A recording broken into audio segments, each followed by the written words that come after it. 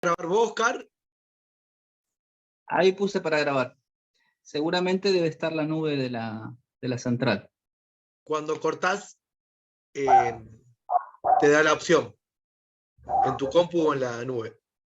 Ah, bueno, perfecto. Bueno, compas, buenas tardes, bienvenidas, bienvenidos, bienvenides. Oscar, discúlpame, ahí, Sí. porque esta función la cumplía Vivi, quería llegar. Acabo de poner en el WhatsApp, contarles que tenemos un teléfono institucional, contarles a todas y todos.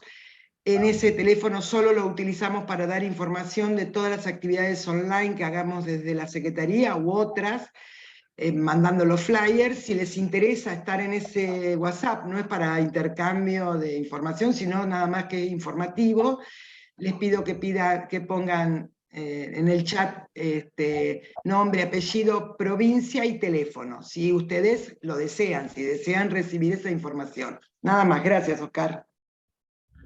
Está bien, y viene bien esto porque estamos pensando en una certificación de asistencia, así que quienes quieran anotarse en el chat, porque el chat también queda grabado, y entonces queda también certificado que ustedes estuvieron, por si cuando estén organizados los certificados, le daremos los certificados, ¿está? Así que si se anotan es mejor, ¿está? Bueno, les decía, bienvenidas, bienvenidos. Estamos iniciando el segundo encuentro del ciclo de charlas formativas. Nosotros tenemos dos estrategias, una que está siendo presencial, que se está desarrollando en la central y que tiene como ámbito para la presencialidad de eso que se llama el AMBA, ¿no? Y los compañeros del conurbano, también compañeras del conurbano que están viniendo. Eso se está desarrollando de manera presencial. Como el 16 nos tocaba el segundo encuentro, y el 16 es el día del paro, hemos resuelto pasarlo a ese encuentro, y entonces nos encontramos directamente el 30, el viernes 30. ¿Es así? Es el 30, ¿verdad? ¿Compas? Sí. Muy bien. Me dio cierta incerteza. Y entonces el 30 nos vamos a encontrar de manera presencial, y este es el segundo ciclo. La idea es instalar que este ciclo de charlas formativas tenga un carácter federal y que se realicen los segundos jueves de cada mes. De manera tal que ustedes y los compañeros y las compañeras ya estén esperando o estén sabiendo que los segundos jueves de cada mes nosotras nos vamos a encontrar en un momento formativo de carácter federal. Inicialmente los temas que se están trabajando son este título general, que es cuáles son las continuidades y las novedades o las rupturas de el movimiento obrero argentino, y cuáles son las problemáticas que ese movimiento obrero argentino, movimiento de trabajadores también podríamos decir, de trabajadoras, enfrenta, tanto en la organización sindical como en la organización de las vidas cotidianas, ¿no? Así que esto es lo que vamos a trabajar hoy, y vieron que ¿cómo se llama cómo lo llamó? En realidad fue Ana el que puso ese título interesante, que es ¿cómo? ¿Lo vieron al tarjetón? ¿O al flyer? ¿Cómo se llama? Me parece un examen, Oscar. Trabajar más, vivir peor. Es el título de este encuentro. Muy bien. Trabajar más, vivir peor. Un título Trabajar más, vivir peor. jugado pero sentido. Ahí ese es el título que Ana le sintió como un examen. Los recuerdos a veces son malos consejeros. La cuestión es que entonces sobre esa idea vamos a contar con las exposiciones, y la idea es que va a haber exposiciones y después damos lugar al debate, a las preguntas, a los comentarios y a lo que queda, a lo que las compañeras y los compañeros que exponen dejan, nos permiten pensar. Así que, Ana. Bueno, no, lo mío breve, porque en realidad, como dijo ya Oscar, esta es la continuación del conversatorio de mayo, que la idea es empezar a repensar idearios, y el porqué de nuestras luchas, ¿no? De la clase obrera argentina, de la clase trabajadora. El de mayo fue una introducción y la idea con este conversatorio es completar un mapeo, si se quiere, más actualizado, más presente de la clase trabajadora, su estructura, en relación a sus luchas y a la situación de la inflación y el tiempo de trabajo, ¿no? Que actualmente hoy vivimos como trabajadores y trabajadoras. En ese sentido, Luis Campos, compañero del Observatorio Derecho Social de nuestra central, y Andrea Delfino, que es una compañera investigadora de estos temas, nos van a abrir el panorama para empezar a discutir, y el compañero Omar Giuliani, que todos y todas lo conocemos, referente nuestro de la FENAT, también hará seguramente una caracterización y también nos contará las propuestas que venimos llevando adelante como central, tanto en el ámbito formal, entre comillas, y aquellos compañeros y compañeras que son trabajadores y trabajadoras del territorio en la actualidad. Así que esa es un poco la idea, en primer momento donde ellos van a abrir y aportar sus investigaciones, y después un segundo momento en donde entre todos y todas haremos preguntas, que si quieren, a medida que se les vayan ocurriendo, las pueden dejar en el chat, y junto con Moni después las vamos a compartir para que ellos puedan contestar, ellos y ellas. Así que Luis Campos, es tuyo, después Andrea y Omar, y seguimos la conversación. Luis. Bueno, gracias Ana, Oscar. Buenas tardes a todos, a todas. A ver, mi idea hoy es presentar algunos números. Siempre los números son un poco antipáticos, pero en este pedido que nos hacía Ana cuando nos transmitió la invitación, la idea es tratar de hacer un mapeo de cuál es la situación de la clase trabajadora en la Argentina hoy, y hablar de la situación de la clase obrera en nuestro país hoy es un poco ambicioso, porque cuando uno habla de situación debería hablar de muchísimas dimensiones, muchísimas variables, así que lo que elegimos para hacer esta presentación es ver algunas caracterizaciones muy agregadas de la inserción en la estructura ocupacional. Es decir, ver dónde estamos los trabajadores, las trabajadoras, qué tipo de inserción tenemos en el mercado de fuerza de trabajo, como para ver una foto. Y aclaro esto porque en la introducción Oscar, Ana hablaban de rupturas, continuidades, y a mí que me fascina la historia, yo automáticamente me dije, bueno, vayamos a los 50 y veamos qué pasó en los últimos 70 años en Argentina con la clase trabajadora.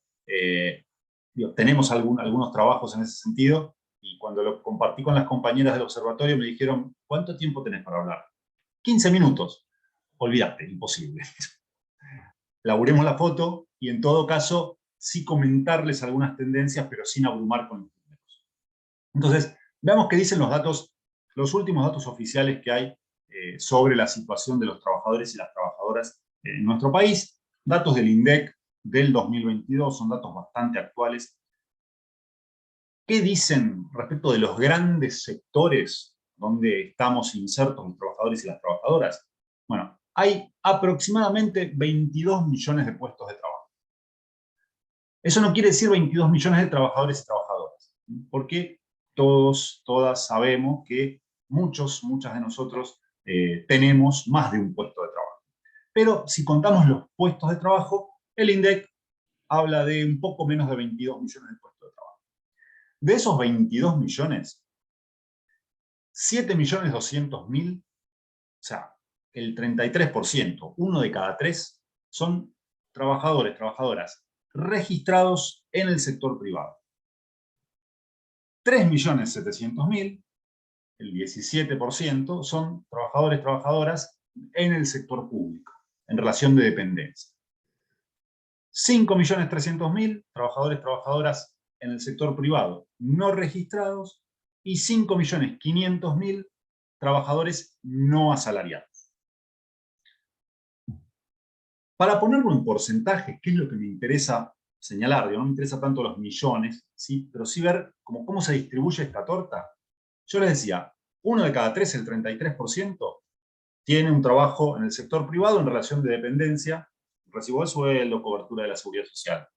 El 17% también en el sector público con distintas modalidades de relación de dependencia. 17 más 33 da 50. Es decir, la mitad de los puestos de trabajo en nuestro país en el 2022 estaban en relaciones de trabajo formales, tanto en el sector público como en el sector privado. La otra mitad se reparte por mitades entre trabajadores y trabajadoras no registrados, es decir, que no tienen cobertura del sistema de seguridad social, que no hacen aportes al sistema previsional, que no tienen cobertura de una obra social sindical, que no tienen cobertura por enfermedades y accidentes laborales. Y la otra parte, es decir, yo le decía, de este 50%, una mitad no registrados y la otra mitad no asalariados. Y dentro de los no asalariados, trabajadores y trabajadoras por cuenta propia, tenemos un mundo con una heterogeneidad muy importante. Dentro de los trabajadores y trabajadoras por cuenta propia, tenemos desde compañeros, compañeras que se ganan la vida vendiendo en forma ambulante en un medio de transporte, con trabajadores, trabajadoras, profesionales, abogados, ingenieros, contadores, etcétera, etcétera. Con lo cual, ese es un colectivo bastante heterogéneo. Pero esa es un poco la foto. Ahora, esta foto no voy a abrumar con datos, pero sí, créanme si les digo que como tendencia histórica de las últimas décadas, como movimiento histórico de la sociedad argentina y del mercado de fuerza de trabajo en Argentina, el sector formal, es decir, los trabajadores, trabajadoras en relación de dependencia en el sector privado, viene perdiendo peso relativo. Es decir, va cayendo la participación de los trabajadores y trabajadoras formales en el total del puesto de trabajo y van creciendo fundamentalmente los asalariados y asalariadas no registrados y los trabajadores y trabajadoras por cuenta. Esto como tendencia general del movimiento de fuerza, del mercado de fuerza de trabajo, que obviamente tiene contratendencias, tiene momentos en los cuales puede haber un cambio de esa tendencia. Pero bueno, como movimiento general de las últimas décadas, ese es el fenómeno que se viene viendo. Si nos metemos adentro de algunas de estas categorías, hay algunos datos que son bien interesantes. Voy a hacer un paneo muy rápido, pero en el caso de asalariados y asalariadas no registrados, 1 de cada 5, es decir, el 20% del total, son trabajadoras en casas particulares. Es un dato importantísimo. Son las compañías que tienen peores condiciones laborales, peores niveles de ingreso y que representan la mayoría, una parte muy importante de lo que sería el trabajo informal en nuestro país. Y si sumamos el comercio minorista, la industria manufacturera y la construcción y el agro, es decir, las 5 grandes categorías, estamos hablando del 70% del trabajo no registrado en nuestro país, que se explica por esas 5 categorías. Y le decía, el 70% en términos agregados, el 20% únicamente lo explica el sector de casas particulares. Cuando vamos a el caso de los asalariados registrados en el sector privado, acá sí, las categorías más importantes, comercio, industria y actividades de servicios para empresas, son como las 3 grandes categorías. Y en el caso de los no asalariados, y este también es un dato muy importante, casi 1 de cada 3 puestos de trabajo lo explica el comercio minorista y las reparaciones, lo que serían los servicios de menor cuantía. Y esto da cuenta de una estructura ocupacional muy precaria, donde una gran parte de los trabajadores y trabajadoras de nuestro país tienen que, para ponerlo en criollo y decirlo muy poco técnicamente, con un lenguaje muy poco técnico, tienen que salir a la calle a hacer lo que se pueda. Y esto porque tenemos una estructura productiva que no está generando los puestos de trabajo necesarios para dar cuenta de las necesidades del total de la población. Entonces, tenemos un sector muy importante, la mitad de la fuerza de trabajo del país, que tiene inserción en alguna de las modalidades formales, pero también tenemos un sector muy importante, igualmente importante, la otra mitad, que no está logrando, no está llegando a esos puestos. Y esto no tiene que ver con un problema meritocrático, con un problema de falta de capacidades, de falta de educación. Generalmente escuchamos este discurso de es necesario que fomentar la educación, mejorar las capacidades, las habilidades. Estamos hablando de la mitad de los puestos de trabajo, no estamos hablando de un problema focalizado, puntual en algún grupo local. Estamos hablando de la mitad de la fuerza de trabajo, con lo cual, de vuelta, no tiene que ver tanto con un problema de las cualidades individuales de cada uno de esos trabajadores y trabajadoras, sino con un problema estructural del mercado de fuerza de trabajo, que además, como les decía antes, se viene agravando en los últimos años.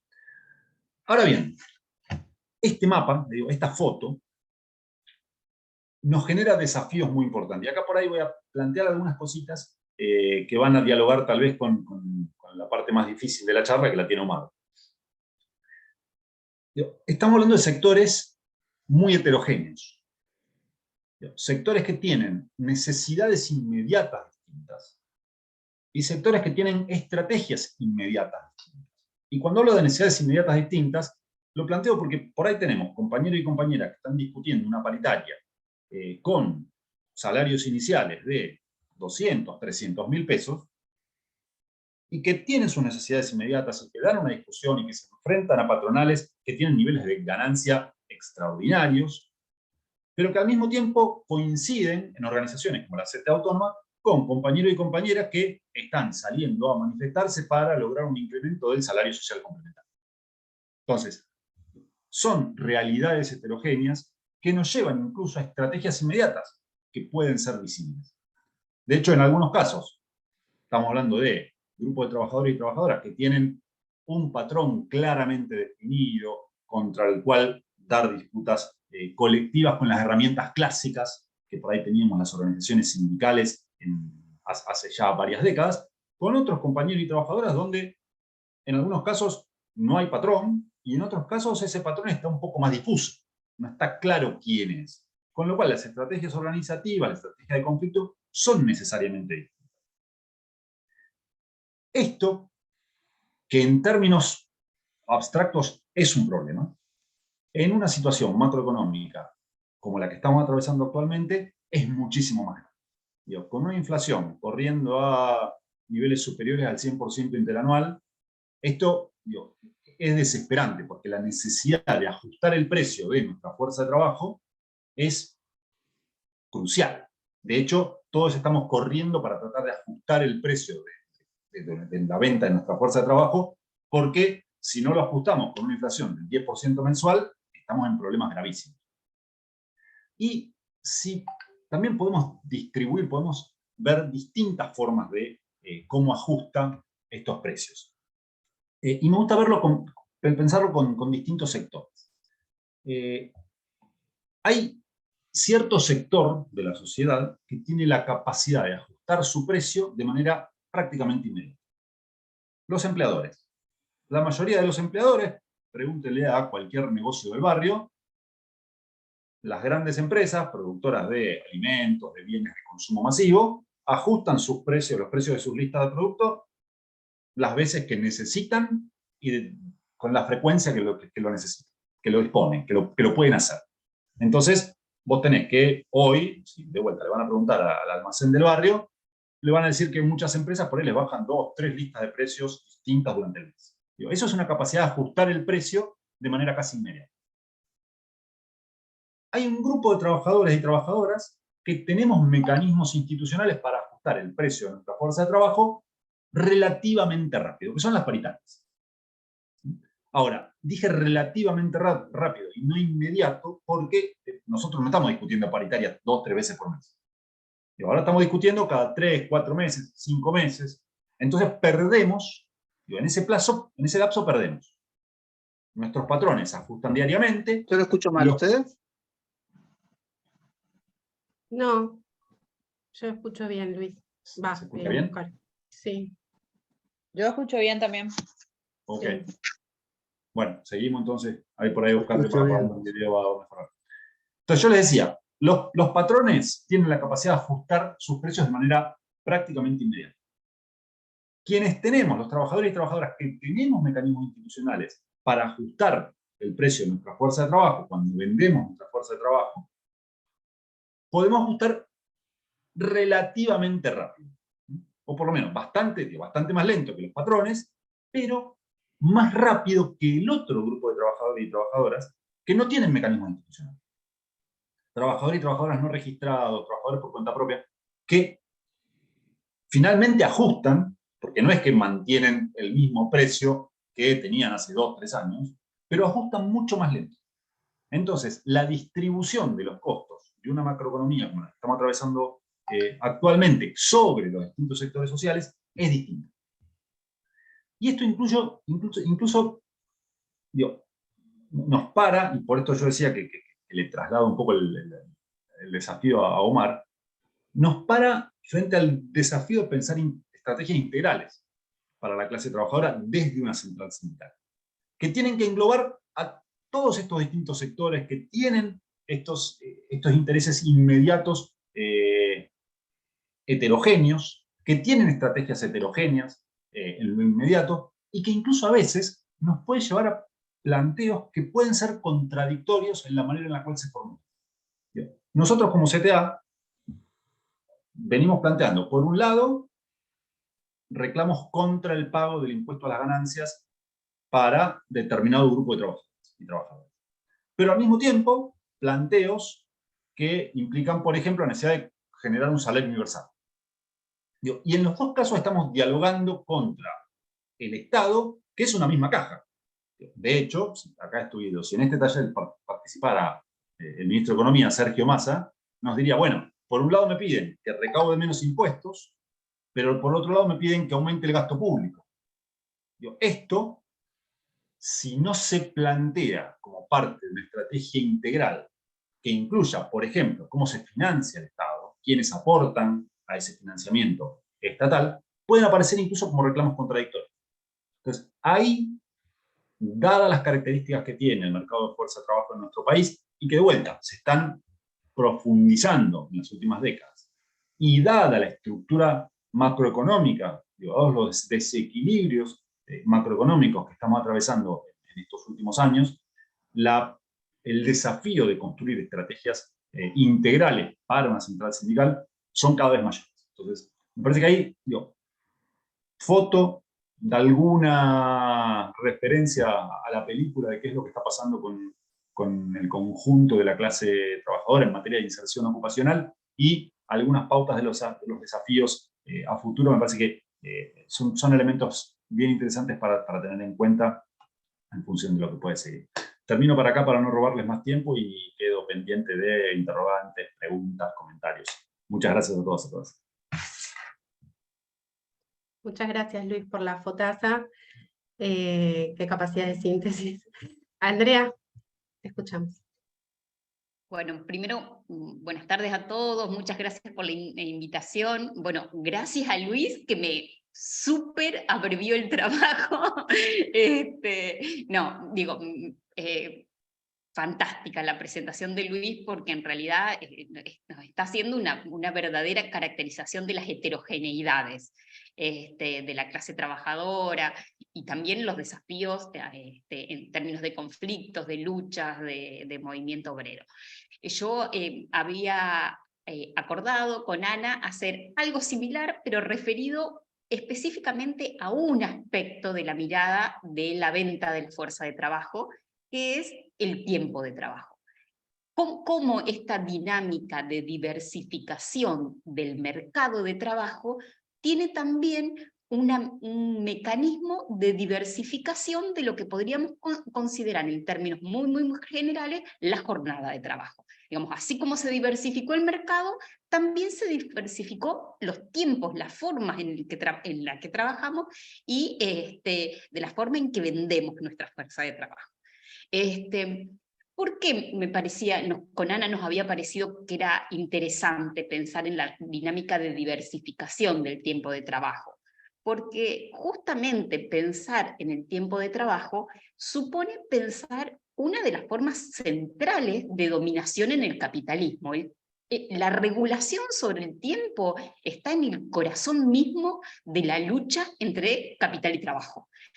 Obviamente el capital siempre quiere que trabajemos más cantidad de minutos, porque en realidad lo que vendemos es nuestra fuerza de trabajo, que es algo que se mide en tiempo. La modernidad desde la revolución industrial para acá Lo que nosotros vendemos, lo que se vende en el mercado no somos nosotros, sino el tiempo que nosotros dedicamos en producir un bien o un servicio. Eso es lo que nosotros vendemos, no nos vendemos a nosotros en la fuerza de trabajo. Eso me parece que es una cuestión clara.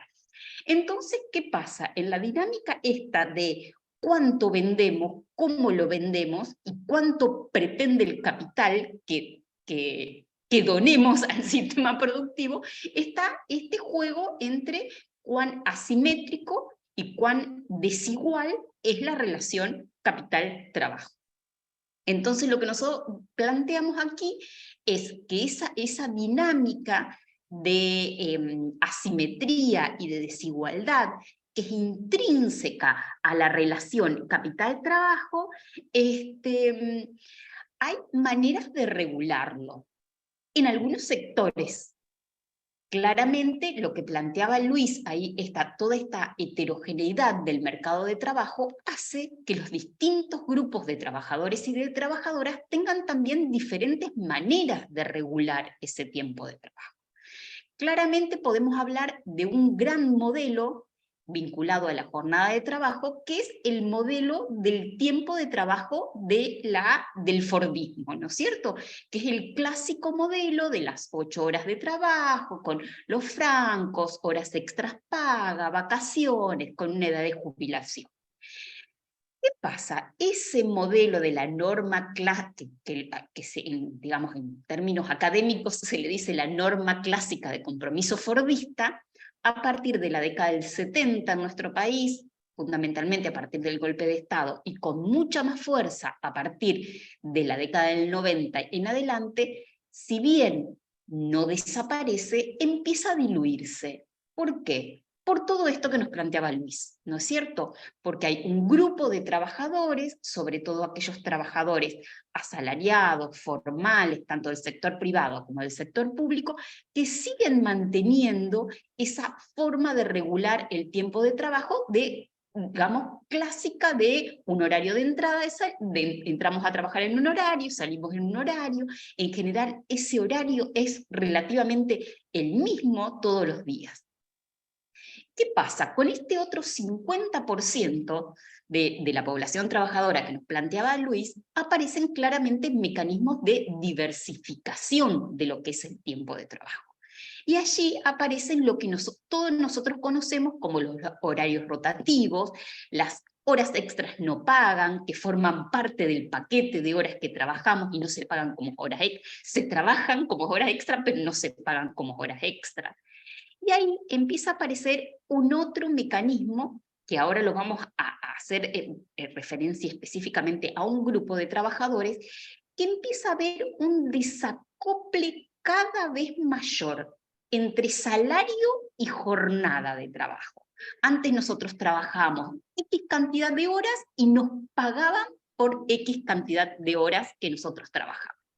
A partir de una dinámica de diversificación de los tiempos de trabajo, empieza a aparecer con más fuerza cada vez el pago por objetivos, el pago por productos, por específicamente realizar una tarea.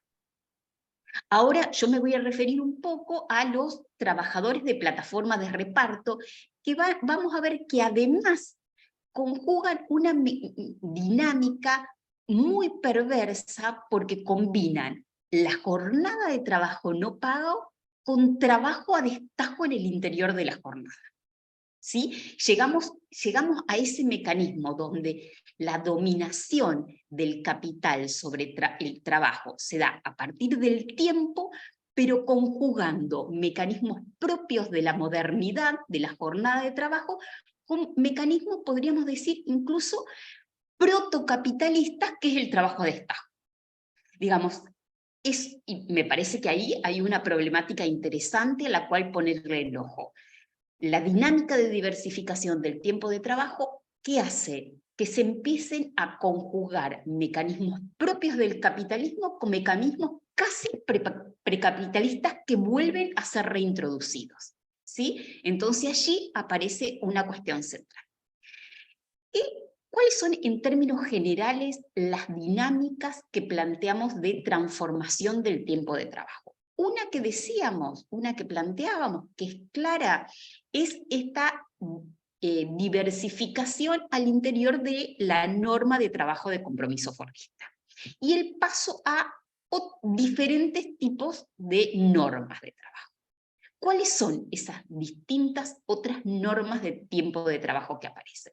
Una clara, que es claramente, que todos nosotros la conocemos, que son todos los mecanismos de flexibilización de los tiempos de trabajo.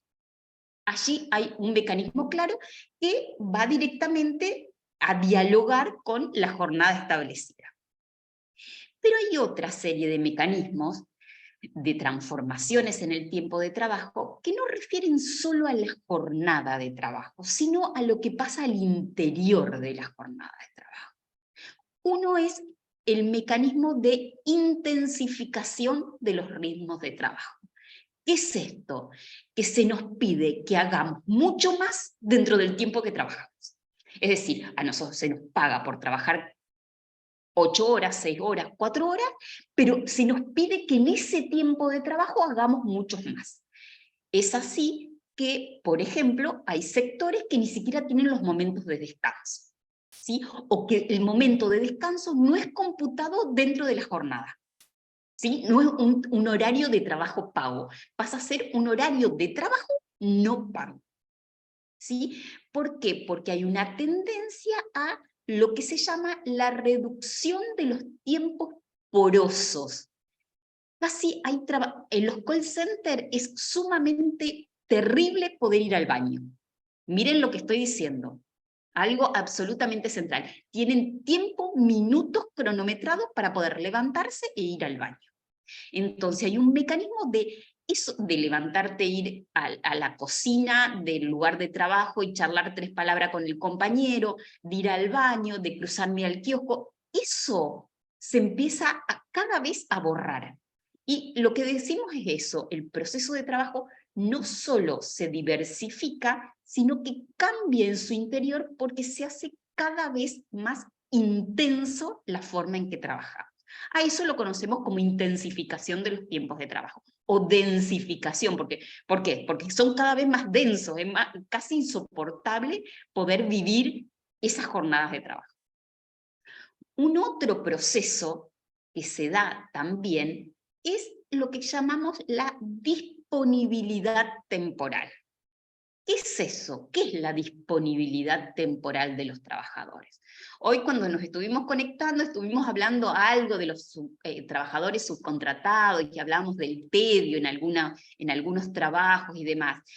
Y hay algunas categorías de trabajadores, sobre todo en algunas dimensiones, sobre todo el trabajo subcontratado, de todos los esquemas de los procesos de subcontratación, que se dan mecanismos de disponibilidad. ¿Qué es eso? Yo no estoy trabajando, estoy en mi casa, pero en cualquier momento puede sonar mi teléfono y me llaman para ir a reemplazar a un compañero. Y yo tengo que ir. Eso es un mecanismo, por ejemplo, que se da de manera muy clara en todo lo que es la seguridad privada. ¿Por qué? Las empresas de seguridad privada en general no tienen lo que se llaman los franquistas. ¿Sí? Entonces, si a mí no me viene a reemplazar en mi próximo turno un compañero, yo me tengo que quedar. Eso hace que, claro, si yo esas horas las trabajos, se las pagan a esos trabajadores, pero el trabajador no sabe nunca cuándo va a salir de trabajar. Nosotros incluso llegamos a hacer algunas entrevistas donde un trabajador había trabajado 3 turnos seguidos porque nunca lo habían venido a reemplazar. ¿Sí? Entonces, fíjense, esa persona no puede tener organizado nada en él después de salir a trabajar, porque tiene un tiempo disponible. Claro que ese tiempo, esa disponibilidad, no es paga.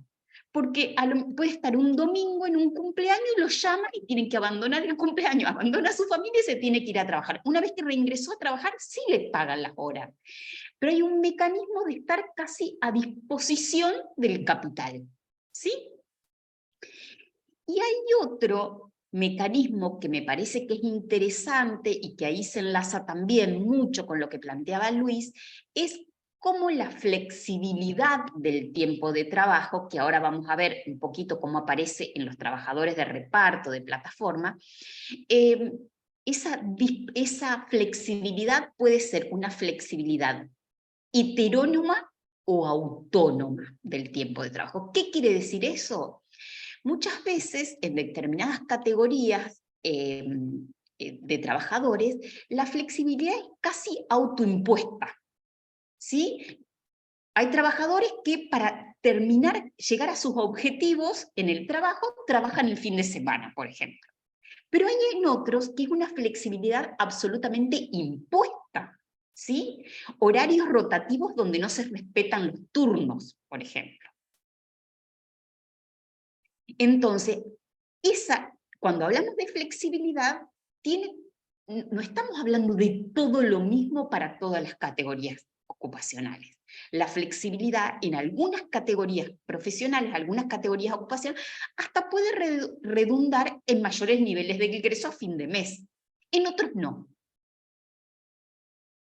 ¿Sí? No es lo mismo un ingeniero que trabaja online para una empresa de Japón que le conviene trabajar un fin de semana, que él, digamos, decide, podríamos decir, producto del salario que recibe, trabajar el fin de semana, que a mí me llamen y me obliguen a trabajar un fin de semana en una empresa.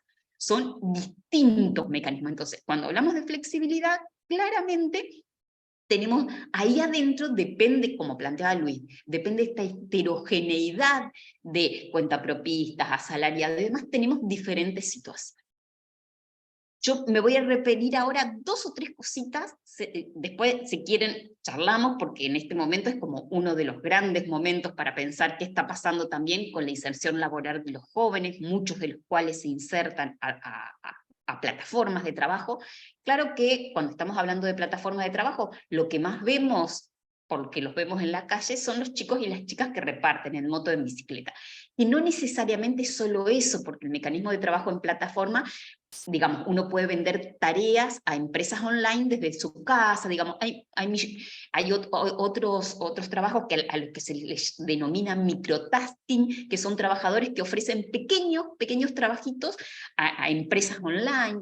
Entonces, dentro de plataformas tenemos también una gran variedad de empresas. Pero quizá la que más se expandieron en la Argentina, sobre todo desde 2018 en adelante, son las empresas de plataforma de reparto. Y allí, fíjense, en esto aparece clarísimo lo que planteaba Luis. Depende de las empresas. Primero, la gran mayoría de los trabajadores y trabajadoras de reparto son trabajadores independientes, ¿sí? La gran mayoría son trabajadores y trabajadoras monotributistas. Y porque la empresa actúa a través de una plataforma y no tenemos una regulación específica, la empresa dice, el argumento empresarial es que no son sus empleados, sino que esos trabajadores solo usan la plataforma para vincularse con clientes. Es decir, el argumento empresarial es que la plataforma no es una empresa, sino es solo una tecnología que usan los trabajadores y las trabajadoras para contactarse con los clientes.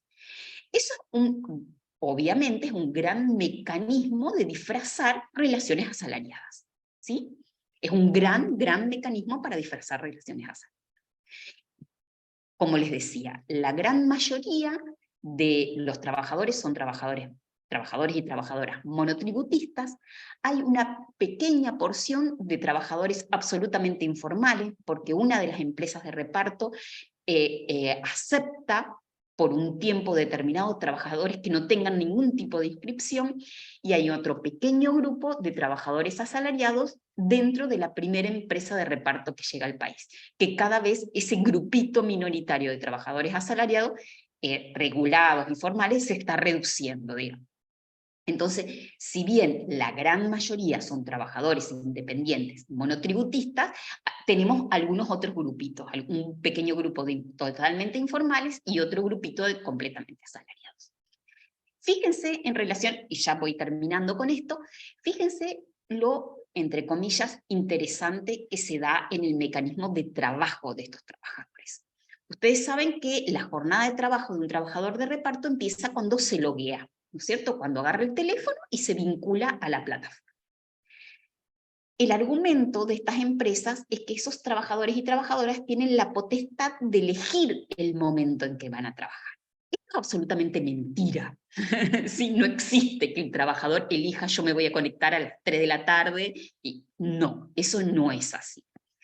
Porque en términos generales, las empresas lo que tienen es un sistema de rankings de los trabajadores basados en la gestión algorítmica con la cual se produce el proceso de organización del trabajo al interior de la empresa. ¿Qué es esto de la organización algorítmica?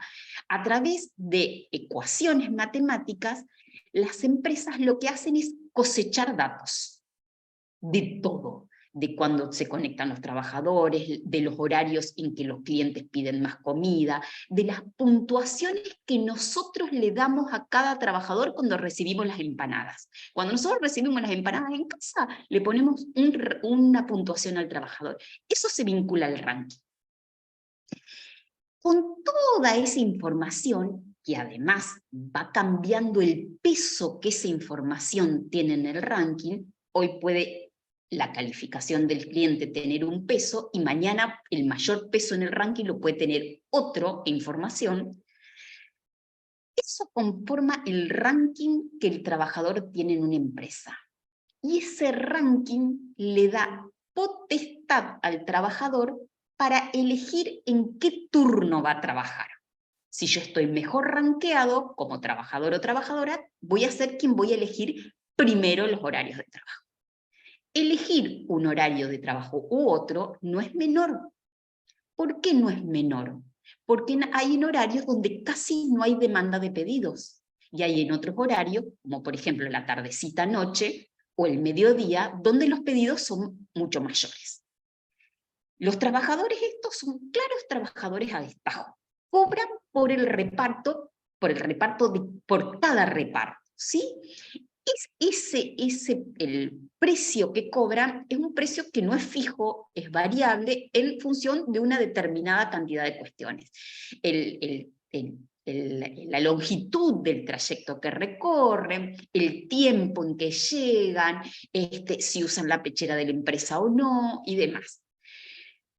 Entonces, ¿qué pasa? Fíjense, se da un mecanismo que aquellos trabajadores que trabajan más, reciben más pedido, tienen mejores calificaciones, a la semana siguiente pueden elegir mejor el horario para ubicarse en aquellos horarios donde más pedidos recibe la plataforma. ¿Eso qué hace? Que ellos puedan tener mayores ingresos.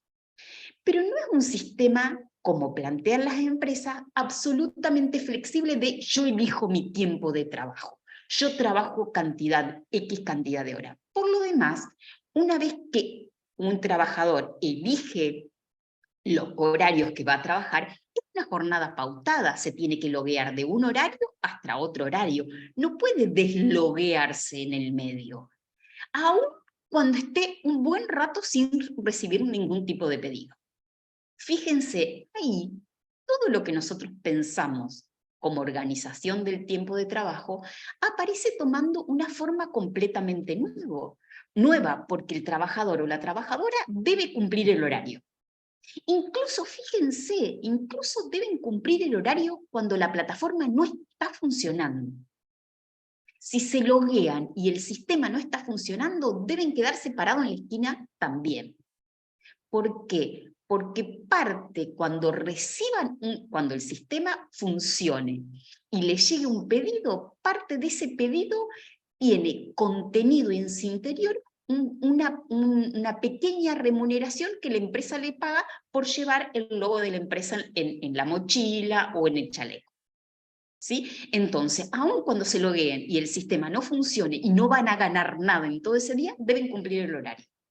Porque en ese horario está garantizada esa pequeña remuneración cuando tengan pedido por mostrar la publicidad de la empresa. ¿sí? Entonces, me parece que en esto para ir cerrando, que esto que plantea Luis tiene como dos cuestiones que más o menos yo fui transitando. Uno, cómo fue cambiando las formas de trabajar, los horarios de trabajar, cómo eso varía mucho en relación a los diferentes tipos de trabajadores y trabajadoras, las categorías, el sector de la economía, si es sector servicios, si no. Eso por un lado. Por otro lado, cómo se fue separando lo que es jornada de salario. Hoy no hay una relación clara entre cuánto trabajamos y cuánto cobramos. De hecho, podemos estar en tiempo de trabajo sin estar recibiendo un salario por eso, o una remuneración, ¿sí? Por eso quería contarles esto de las plataformas, porque ahí se ve como súper claro, ¿sí? Y por el otro lado, que es lo que me parece que también es importante, es el tema de cómo regular, y acá hay un gran tema, cómo regular estos nuevos puestos de trabajo que empiezan a generarse, ¿no es cierto? Esto yo lo que les planteé es una cosa súper a grandes rasgos, porque también depende de las empresas y depende de los contextos, esto va cambiando bastante. No es lo mismo muchas veces como operan estas empresas en la ciudad de Buenos Aires, que como en términos generales la gran lógica es la misma, pero muchas veces, digamos, los contextos locales imprimen alguna serie de regulaciones que no tienen que ver con la forma macro de la regulación laboral, pero con determinadas exigencias de tributación en la localidad, de cuánto se le exige a los trabajadores, a las empresas para los trabajadores en términos de seguridad o no, eso también va variando de acuerdo al contexto local. Pero me parecía que era importante plantearles esto, cómo, digamos, cuando estamos hablando de heterogeneización de la clase trabajadora, también estamos hablando de una gran heterogeneización de otras cuestiones también.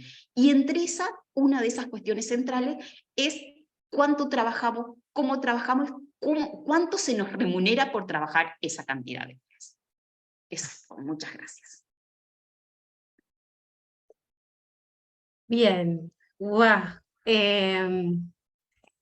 Omar, mientras te dando el pie para que te prepares, me quedo con algunas palabras que abrió Luis, ¿no? Con esto de la diversificación, heterogeneidad en la estrategia de las luchas de la clase, por esto que ustedes muy bien han hecho como un mapeo, tanto en extensión como en intensificación, ¿no? Hacia adentro de la jornada de trabajo, lo que nos queda para discutir y pensar, y en eso nadie, o pocas personas como Omar, para ayudarnos a pensar desde la central estas cuestiones. Y no quiero dejar de mencionar, André, ahí Mónica, mirás que vos conversabas, planteabas justamente en el sector de las costureras, que hasta ir al baño es como limitar la producción, y pensás en tus compañeras y cómo eso juega, ¿no?, en nuestras jornadas todos los días. Así que bueno, Omar, 20 minutos son todos tuyos. Bueno, ¿me escuchan ahí? Nada, primero decir excelentes exposiciones, tanto de Luis como de Andrea, en el marco de poder darnos esa foto de la situación actual y de la complejidad, como bien decían ambos, de la complejidad que tiene el escenario del trabajo en nuestro país.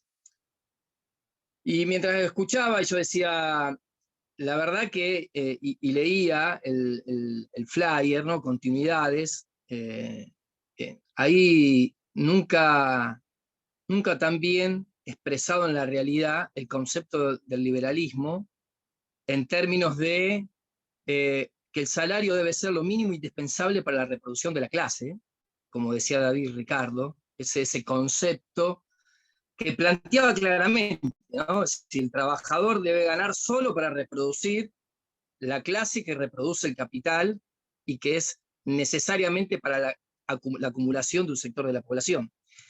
Y en esto que decía recién Andrea, en el tema de los tiempos, yo le agregaría que además de lo mínimo indispensable, que también utilicen casi en su totalidad el tiempo para poder sobrevivir y reproducirse como clase. Digo, como conceptualidad de la nueva mirada, o no sé si la nueva, pero de la nueva expresión o cómo se expresa el capitalismo hoy en nuestro país. Digo, como para tener en claro, y a uno le digo, ¿por dónde entrarle? ¿No? Porque uno puede entrar por la vía de lo economicista, digo, plantear en términos y empezar a decir, che, bueno, hay que empezar a diferenciar aquello que es trabajo de aquello que es empleo, y Luis hace ahí una clara división en términos de cómo está ocupado hoy, que el 50% de nuestra población está en la formalidad, por decirlo de alguna manera, y el otro 50% está en diferentes procesos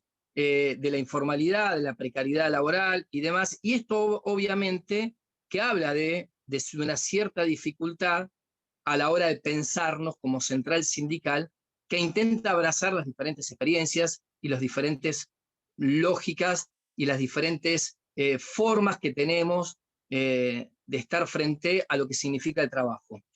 Y planteo esto, y lo digo, porque me parece que si hay algo que nuestra central ha tenido, es la capacidad de la creatividad en términos de la lectura de la realidad. Fuimos creativos y capaces de discernir y de pensar un nuevo formato organizativo en función de clarificar el momento que vivíamos, ¿no? Cuando a principios de los 90, cuando decíamos la fábrica está en el barrio, si hay que pensar la política en el marco de la territorialidad que se viene, era leer lo que se venía, era leer cuál era el proceso de cómo se expresaba en términos concretos económicos, pero también en términos simbólicos, la nueva etapa de acumulación de capital. Y en esto, digo, me parece que yo, digo, a partir de las dos exposiciones y a partir de la necesidad de decir algo, Luis decía que a veces hay un proceso de contradicción, o se puede dar la contradicción en los pedidos, ¿no? O en los formatos de expresar tanto de los trabajadores formales como de los trabajadores precarizados, de la economía popular, de la economía social. Pensémoslo, después otro día habrá que discutir y deberíamos hacer otro día otro formato de formación para debatir qué significa eso de la economía popular, de la economía social que aparece como algo novedoso y que nosotros deberíamos también, como parte del proceso estratégico, o por lo menos para definir la estrategia, definir claramente en términos ideológicos qué significa hablar de la economía popular, o qué significa hablar de una economía social, o qué significa hablar de las y los trabajadores que tienen diferentes formas de expresarse entre el trabajo. Y eso, digo, quizás no es para hoy, pero es para otro día claramente, porque si nosotros no tenemos claridad, o no tenemos claridad a la hora de discernir, o a la hora de pensarnos como trabajadores y trabajadoras, difícilmente podamos pensar una estrategia acorde a las necesidades. Pero digo, eso lo dejamos para otro día, ¿no? Seguramente Ana, Oscar, Mónica, digo, ¿no? Me parece que estaría bueno pensarnos en eso, de cómo, porque digo, viene de ese análisis de cómo nos organizamos, ¿no? De dónde pensamos nuestra estrategia como clase trabajadora, como central sindical, que intenta abrazar a la clase en su totalidad, en la nueva expresión del capitalismo en esta etapa. Y ahí, en algo, y disculpen que tomo lo que fueron diciendo, porque me parece que fueron cosas muy ricas las que dijeron Andrea y Luis. Ahí Andrea planteaba la cuestión del tiempo, ¿no? Y claro, nuestros compañeros y compañeras de territorio, y también muchos compañeros y compañeras que son parte de la estructura del trabajo formal, gran parte del tiempo se atraviesa para poder transitar un camino de subsistencia, ya sea en el ámbito del trabajo, o en el ámbito de las compras, o en el ámbito de, cada vez hay una lectura que hay más tiempo que nos lleva poder acercar la comida a nuestras casas. Y eso también, y ese tiempo que se va empleando, digo, cómo nosotros tenemos que emplear ese tiempo para poder subsistir, habla de un tiempo que le restamos a las políticas del cuidado. Es un tiempo que le sacamos al cuidado de nuestras niñeces, por ejemplo. es un tiempo que le sacamos a nuestra capacidad de poder transitar espacios educativos, culturales, de ocio, que tiene que ver con otra conceptualidad de nuestra clase trabajadora. Por lo tanto, esto que comentaba y que expresaba tan claramente Andrea en el ámbito de el tiempo que nos lleva o el formato que tenés en el trabajo,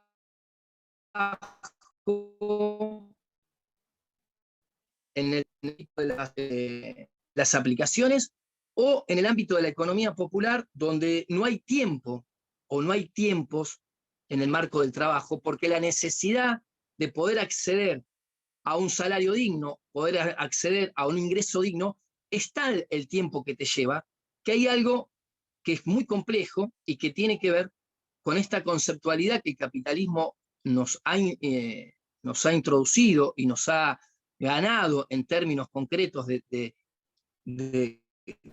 conceptualidad y de lo simbólico, es que vos no sos dueño de tu propio tiempo.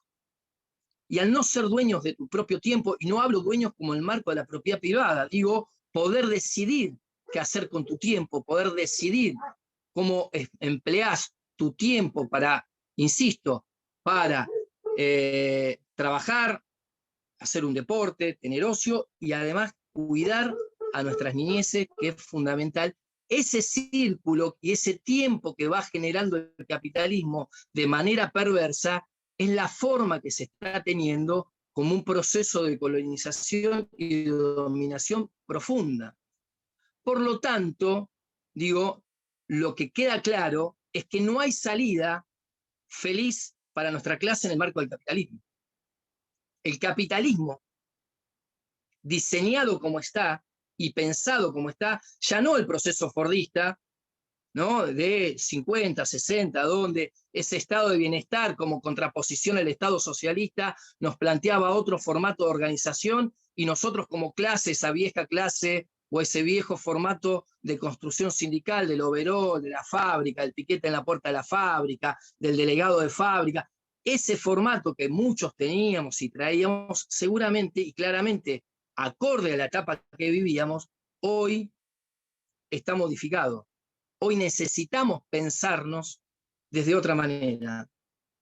Y yo siempre digo que nosotros y nosotras nos organizamos para ser felices.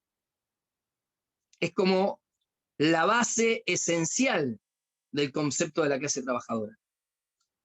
Y esa felicidad no puede estar atada al modelo de acumulación capitalista. Por lo tanto, las expresiones de la clase trabajadora no pueden ser de manera sectorial. No pueden tener solo una mirada en términos de reivindicaciones sectoriales, porque claramente, hasta fíjate vos, el capitalismo nos hace pensar o nos hace creer que hay contraposición entre la clase, entre los que están formalmente empleados y aquellos que nos hemos construido nuestra propia manera de subsistir en el marco del trabajo. Por lo tanto, hay un solo proceso integral de pensar las luchas de la clase trabajadora. Porque cuando, y claro está que esto no estoy diciendo que hasta que no hagamos las grandes transformaciones no hay pequeñas transformaciones, todo lo contrario.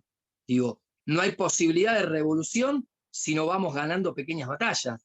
No hay posibilidad de la emancipación de nuestro pueblo si nosotros no vamos construyendo pequeñas batallas y vamos sintiendo que es posible y que podemos ganar y arrebatar el cielo con las manos.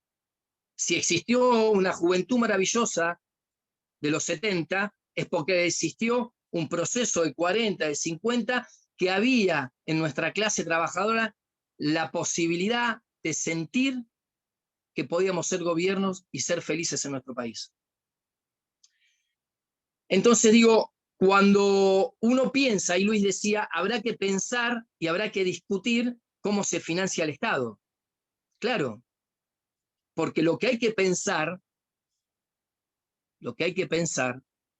es que claramente quienes generamos la riqueza, que somos la clase formal o informal, precarizados en aplicaciones o en la economía social, somos las y los trabajadores aquellos y aquellas que generamos la riqueza. Por lo tanto, la conceptualidad de un modelo diferente de sociedad no está pensado ni asociado al modelo capitalista. Y está claro que quien se debe financiar, y en este momento quien debe financiar el Estado, no es, por ejemplo, como tenemos nosotras y nosotros, el IVA restringido, el principal. ¿Hola? ¿Me Se te escuchan? escucha, Omar, ¿eh? Se perdió la imagen, pero se te escucha. Porque se me está tildando el internet, perdón. Lo que Pero digo se es, escucha.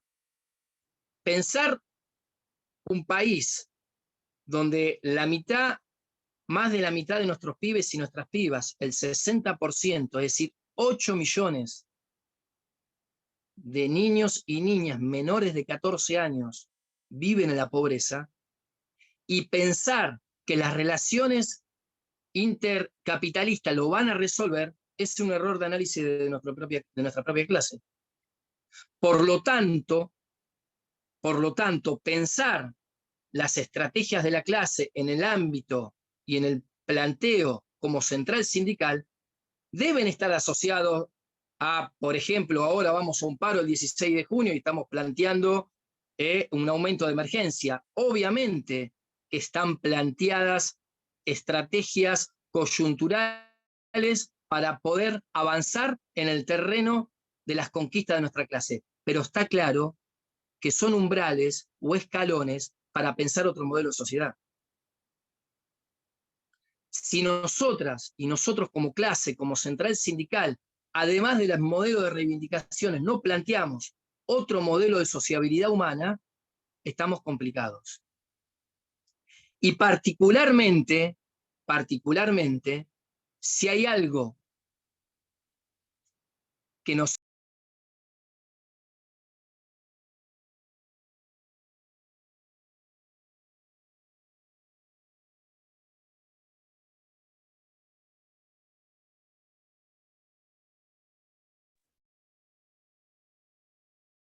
Está Omar. muteada, Ana. Sí, porque dejé de escuchar a Omar. ¿Ustedes lo escuchan? Se nos cayó justo cuando estaba dando el cierre. Se ¿Está cayó, conectado, supongo que Mati? a lo mejor puede volver a entrar. Bueno, mientras lo esperamos, a ver, no llego a ver si está... No está. Bueno, se le habrá cortado internet justo cuando estaba diciendo lo del paro. Hago ahí una ronda mientras veo si se vuelve a conectar. Ahí se suma, Omar, ahí se Recordando- suma. Ahí está. Ahí entra. Mientras tanto digo que si hay preguntas las pueden ir dejando en el chat.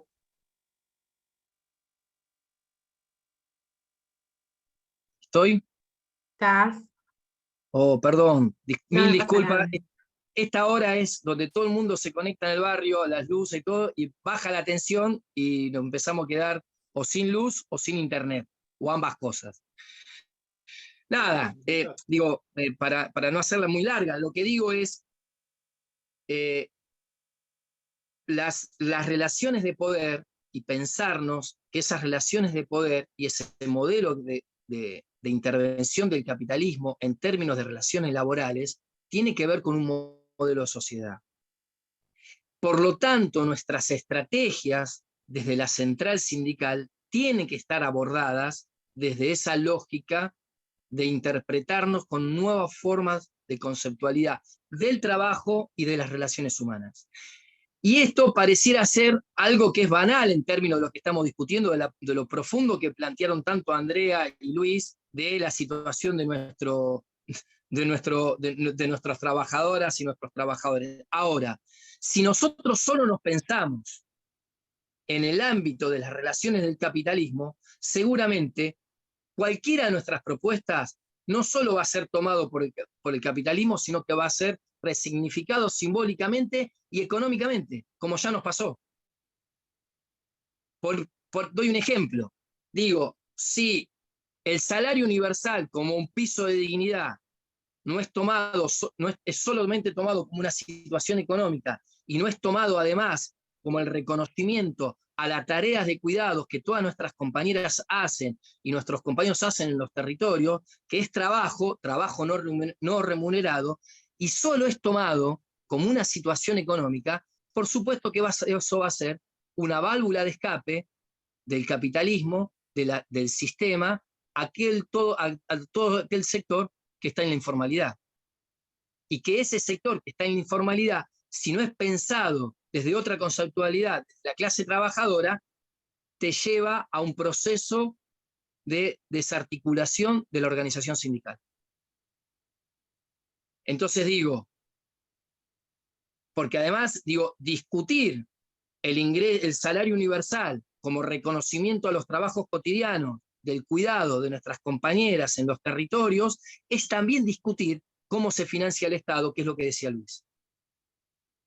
Porque si nosotros no discutimos de qué manera se financia el Estado, lo que va a suceder como estrategia, ¿no? Como estrategia de nuestra central sindical, como estrategia de nuestra clase trabajadora, si no discutimos paralelamente cómo se financia el Estado, esa herramienta que es revolucionaria, que es fundamental, termina siendo como un ingreso ciudadano a la europea, donde en realidad los tipos lo que hacen es condicionar la organización sindical y es una válvula de escape del propio capitalismo y es un dique de contención del conflicto social. Porque nuestra pelea, además de tener que ver con generar un piso de dignidad, es por generar condiciones dignas de vida. Por eso digo que nosotros nos organizamos, nosotros y nosotras nos organizamos para ser felices. Y esa felicidad, desde la concepción de la clase trabajadora, está asociada a la igualdad, al cooperativismo, a otra conceptualidad humana. Si se disocia la estrategia política de la conceptualidad humana, seguramente podemos terminar en conceptualizaciones meramente economicistas que no son de transformaciones profundas de nuestra sociedad. Y yo creo que como central sindical, nuestra principal herramienta es la capacidad que tuvimos en aquel momento, en los principios de los 90 y durante gran parte de la etapa, es ser creativos en el marco de la conceptualidad de la clase trabajadora. Yo siempre cuento algo. He recorrido y he estudiado y he buscado si alguna central sindical a nivel mundial había albergado a una organización de niñez. ¿Y saben qué? No hay ninguna otra central sindical, como lo hizo nuestra CTA, que abrazó y construyó e incorporó la pelea de nuestros pibes y nuestros pibes, como fue la del Movimiento Nacional Chico del Pueblo. Esa conceptualidad de que la clase trabajadora abraza a sus hijos y a sus hijas en el marco de la resistencia y de la primer trinchera de denuncia a un modelo de criminal, de muerte, es otra conceptualidad y es una creatividad enorme, estratégica en el marco de nuestra clase. Entonces digo, porque si no es muy difícil, porque digo, lo que abordás por un lado es contradictorio por el otro. Digo, hoy tenemos gran parte de que nuestros compañeros y compañeras que tienen potenciar trabajo en los municipios son los nuevos empleados municipales, precarizados, y son la nueva norma de condiciones a la baja del salario de los trabajadores. Ya hemos tenido situaciones en algún que otro municipio de la provincia de Buenos Aires, cuando nuestra ATE paraba por condiciones, por mejora en el ámbito de lo municipal, alguna que otra organización social salía a recoger la basura o a barrer las calles porque estaban precarizados. Entonces, hay que repensar lo de la economía popular, hay que repensar la estrategia de la clase trabajadora en el ámbito de la integralidad política. Porque claro, el sistema ha hecho y ha trabajado para que los responsables de la pobreza seamos los propios pobres. Ahí Luis decía en un momento que hay un gran discurso en algunos sectores televisivos sobre todo, donde dicen que no pueden ingresar al mercado laboral una cantidad importante de personas porque no tienen calificación, porque se ha perdido la calificación. Por lo tanto, que no ingresemos al mercado laboral es un problema de los propios pobres. Somos pobres porque queremos, digo, ¿no? Entonces digo, y ahí es donde nosotros nos pensamos desde otro lugar. Desde ahí es donde nos pensamos que el trabajo, por supuesto que dignifica, organiza y dignifica en la medida que nos apropiemos de lo que generamos. Si no, es un proceso de esclavitud. Y ahí Andrea decía que había un modelo actual, moderno y anterior al capitalismo, ¿no? Casi el proceso feudal o de esclavitud, antes de la revolución industrial. Y por allá en Europa, para poder transitar en algún momento, Castel decía que para poder transitar por los feudos, vos tenías que tener un certificado de pobreza si no pertenecías a ningún rey. Y lo que han construido con esta nueva modalidad de pobres de toda pobreza es que nosotros tengamos que presentar certificados de pobreza. Entonces digo, nuestra central sindical se tiene que parar y tiene que pensar la estrategia organizativa de forma integral. No puede pensar que solo, por supuesto que hay cuestiones, hay paritarias, hay cuestiones sectoriales, que eso está claro, ¿no? Que cada uno, desde ATE, desde los diferentes sindicatos, UET, APM, la FENAD, desde el territorio, tenemos discusiones que son coyunturales y que son de manera muy particular de nuestro sector. Ahora hay una discusión que debe ser superadora, que es de la integralidad política. Y esa integralidad política tiene que ver también con discutir cuál es el Estado que nosotros necesitamos, cuál es el Estado que queremos y cuál es la organización que construimos o que somos capaces de construir para formar ese otro Estado que decimos que necesitamos. Porque, digo, y acá donde empieza el otro quilombo, ¿no? Digo, podemos decir las grandes verdades, podemos decir las maravillosas cosas que podemos decir en nuestros espacios de formación, en nuestros escenarios, en nuestros discursos. Ahora, si no construimos fuerza organizada, una unidad de la clase trabajadora, en una conceptualidad de la integralidad de la política en nuestro país, si no modificamos esa correlación de fuerza en un momento donde la lucha de clases es muy profunda, no va a alcanzar.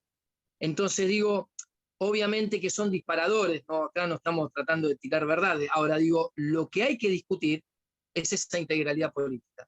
Si nosotros solo discutimos, por ejemplo, desde la FENAC o desde la niñez, las becas de la provincia o las becas que nos asisten para asistir a los niños y niñas, o si discutimos solo el salario social complementario como herramienta universal y no estamos pensando en la discusión estratégica de la matriz productiva en nuestro país, es muy difícil poder modificar la situación de la clase trabajadora en la Argentina. Digo, y acá son conceptos que yo creo que hay que discutirlos. No hay distribución de la riqueza con esta matriz productiva. Es una contradicción. Esta matriz productiva, con este modelo productivo, no permite la distribución, o una distribución que nosotros planteamos. En todo caso, nos va a plantear alguna distribución que tenga que ver, ¿se cortó o no? Ahí.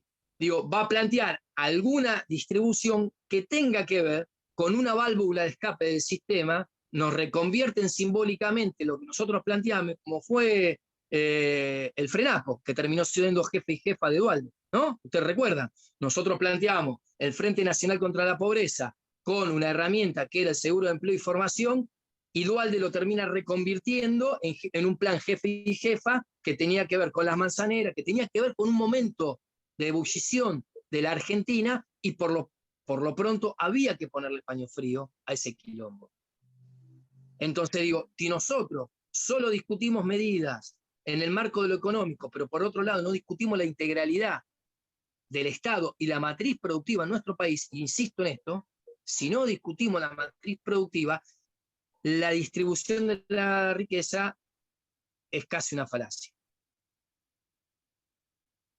Y no estoy diciendo que no hay que plantearlo, digo que no se pueden plantear como cuestiones disociadas.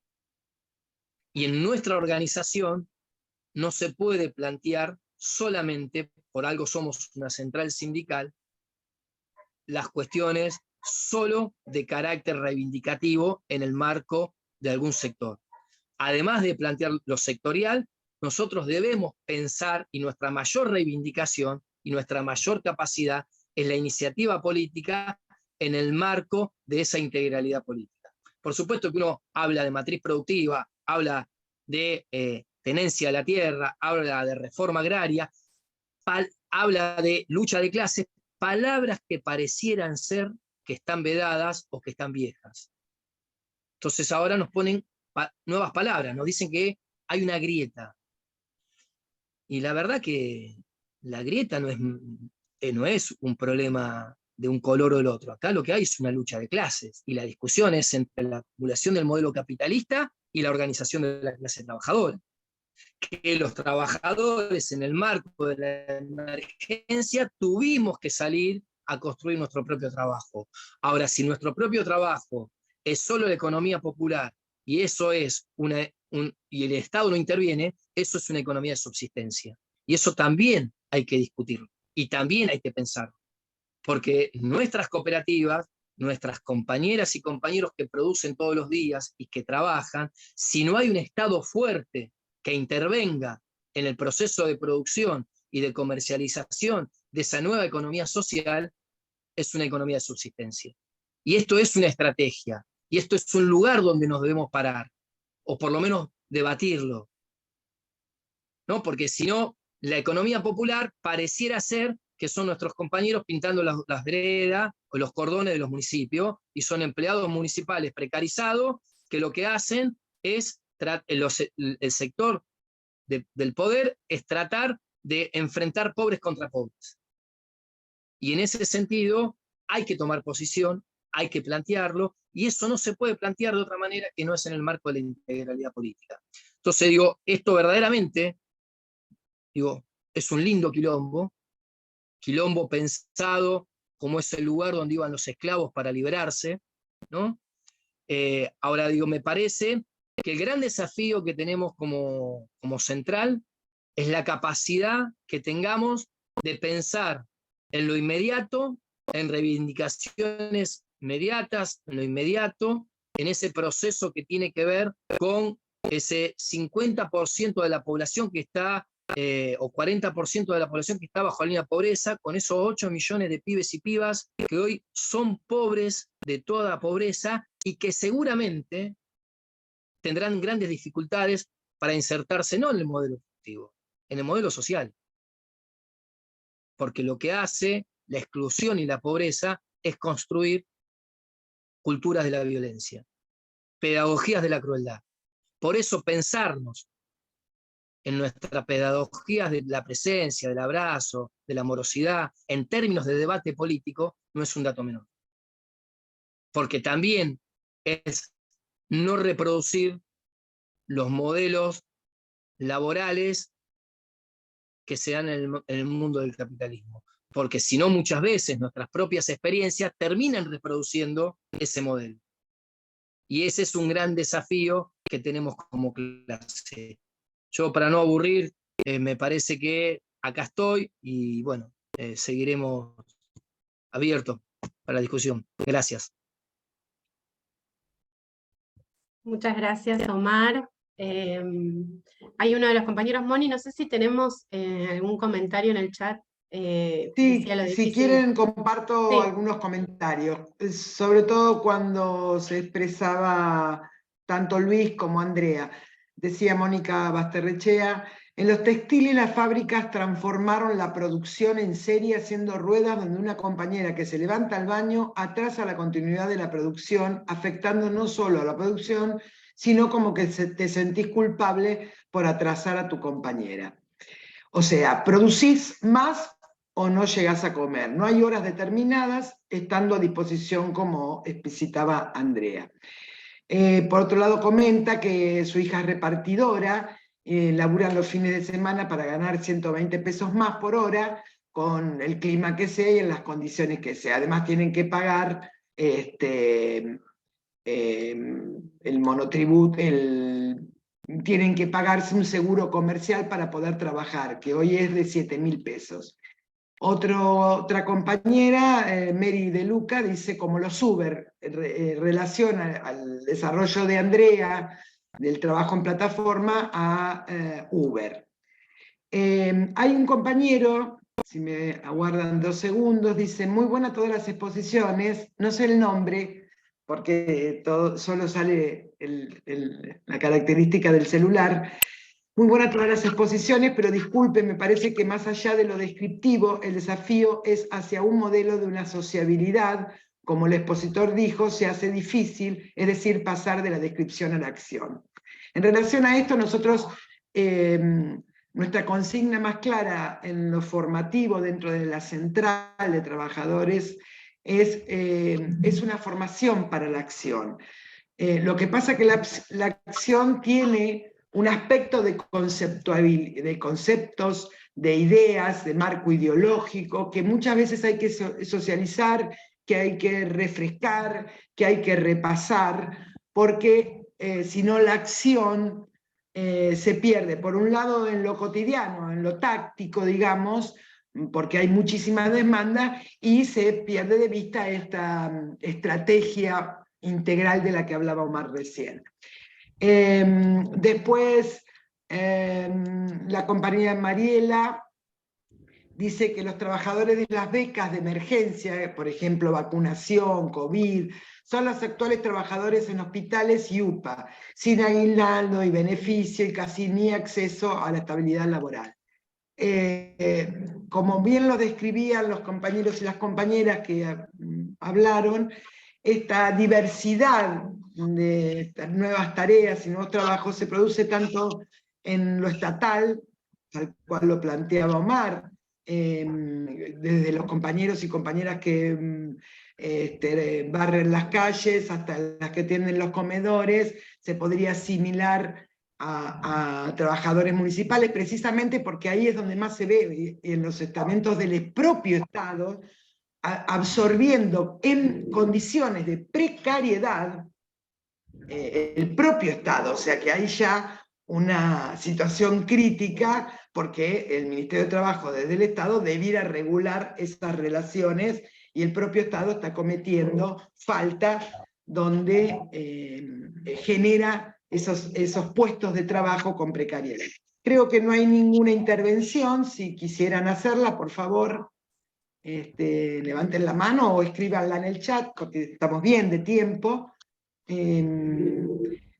Así que los invito, y a los que no pusieron todavía su teléfono y tienen deseos de que les mandemos información, por favor, háganlo.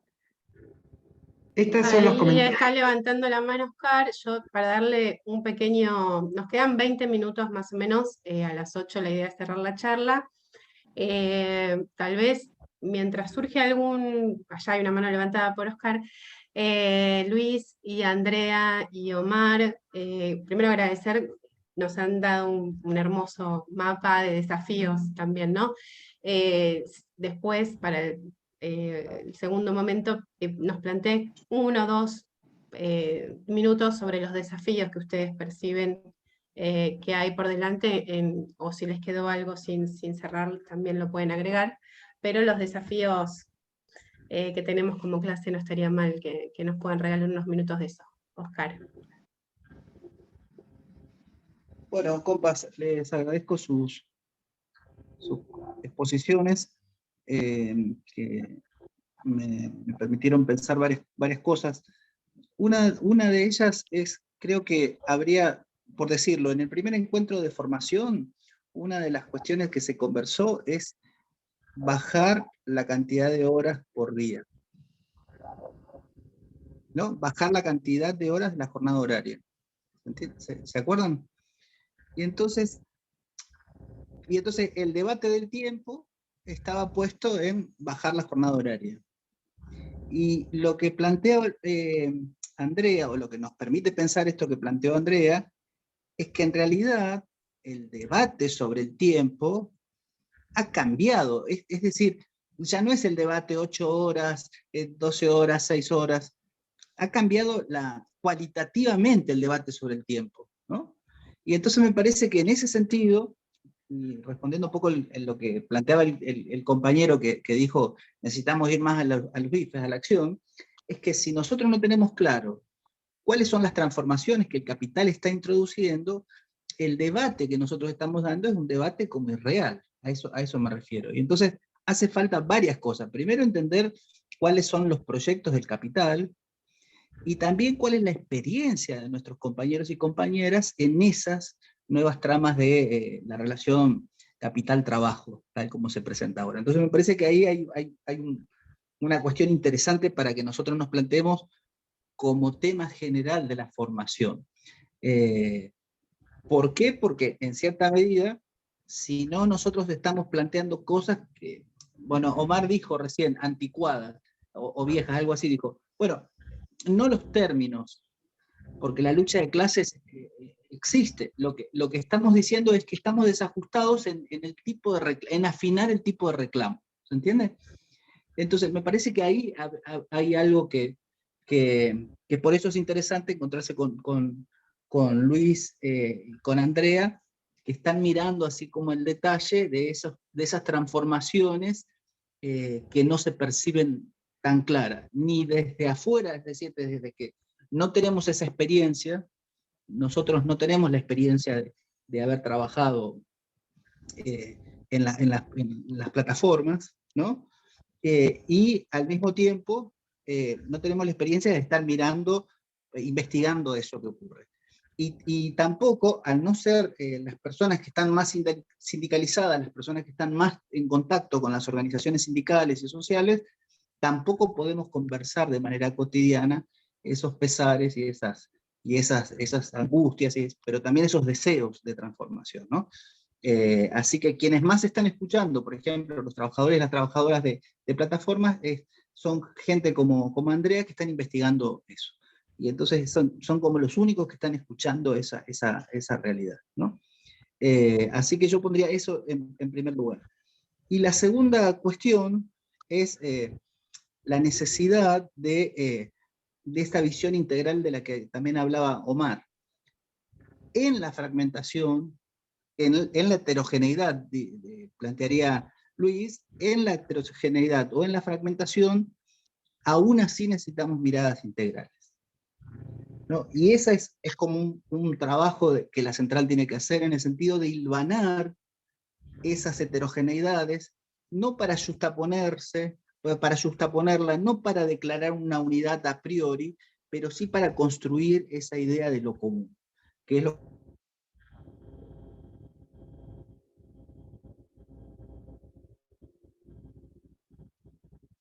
Justo cuando dijo la idea de lo común se cortó.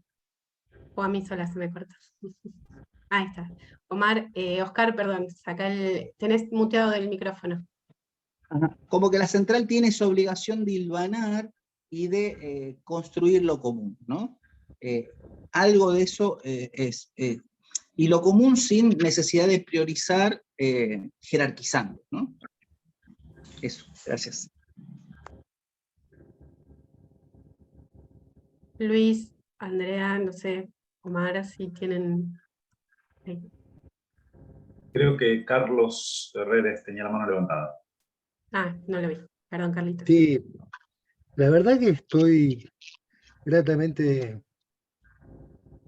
no diría sorprendido, pero realmente tres exposiciones muy esclarecedoras y que nos sirven para lo que en algún punto planteaba Omar. A mí me preocupa especialmente, ¿no? Tanto lo que decía Andrea como Luis, con el tema de los tiempos, con el tema de la diversificación, porque la central efectivamente tiene que tomar integralmente a la clase en todas sus expresiones, en todas sus maneras, pero realmente tenemos un bombardeo mediático. A mí me parece que es algo que hay que tomar y donde formación puede hacer un gran aporte. Pero es importante esto de cómo, por ejemplo, que se reconozca en un planero a un trabajador, que se reconozca distintas poblaciones que están excluidas directamente del trabajo. Entonces, yo ahí me atrevería a plantearte, Omar, cómo ve, bueno, en principio la importancia de que la central integre a sectores que no son los tradicionales, los asalariados. Pero ¿cómo ves vos que de poder penetrar la cabeza carcomida que tiene la gente, picada la cabeza desde la televisión, desde los medios, ¿no?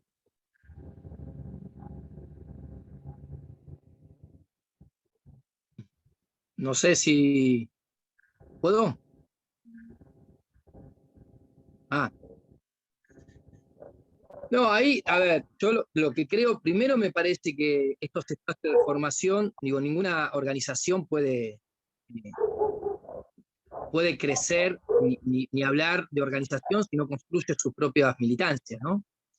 Y creo que tenemos que ver, Carlos, es hacia adentro, en primera instancia, hacia adentro de nuestra propia militancia, digo, ¿no? Hay un sector que se ha incorporado, muchos compañeros y compañeras, muy cortito cuento, me pasó en el último congreso que en el video aparecían varios personajes y entre ellos aparecía Cavallo y fue un silbido tenue.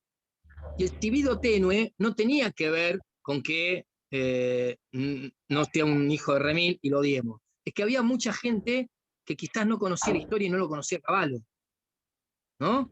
Y digo, y estoy hablando de Cavallo, que es uno de los principales, digo, bueno, no voy a decir quién era Cavallo, quién es Cavallo.